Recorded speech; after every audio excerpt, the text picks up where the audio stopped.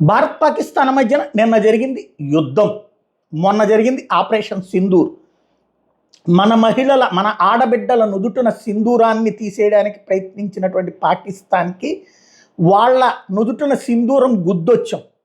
వాళ్ళ తీవ్రవాద శిబిరాలని ధ్వంసం చేసి ఆ బూడిదనే ఇక్కడ సింధూరంగా అలంకరించాం పాకిస్తాన్కి. అది మొన్న చేసింది.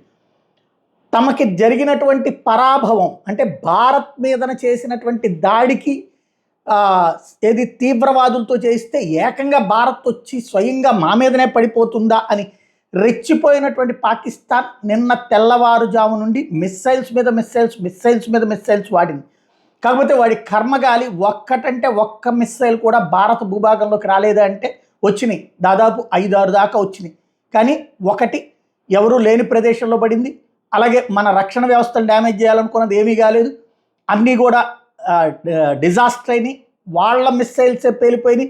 ఏకంగా వాళ్ళ 5 టోటల్గా F-16, JF-17 2, ఇవి 3 కాకుండా ఇంకొక 2 పాకిస్తాన్కి సంబంధించినటువంటి ఒక హెలికాప్టరు, ఇంకొక విమానం కూడా కూలిపోయింది. టోటల్గా 5 విమానాలు కూలిపోయినాయి.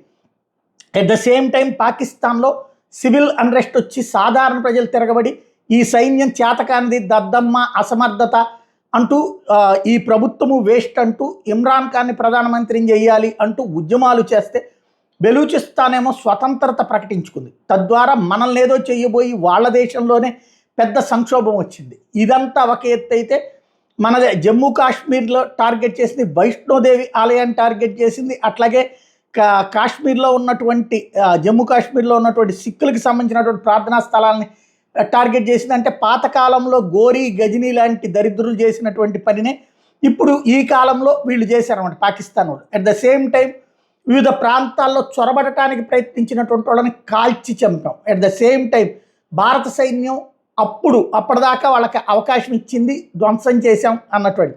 ఆ తర్వాతన పూర్తి స్థాయి స్వేచ్ఛనీతి సైనిక చర్యగా త్రివిధ దళాలకి, ఆ సైనిక చర్య స్వేచ్ఛతో త్రివిధ దళాలు విరుచుకుపడ్డాయి. కరాచీ పోర్టుని సర్వనాశనం చేసి వదిలిపెట్టాయి. అదే సందర్భంలో ఏదైతే పాకిస్తాన్కి సంబంధించినటువంటి POJKలో ఉన్నటువంటి ముజఫరాబాద్ దగ్గర నుంచి చూసుకుంటే పాకిస్తాన్ లోపల ఉన్నటువంటి అనేక ప్రాంతాలు, లాహోర్ దగ్గర నుంచి, కరాచీ దగ్గర నుంచి అనేక ప్రాంతాల మీదకి దాడులు చేసింది భారతదేశపు సైన్యం.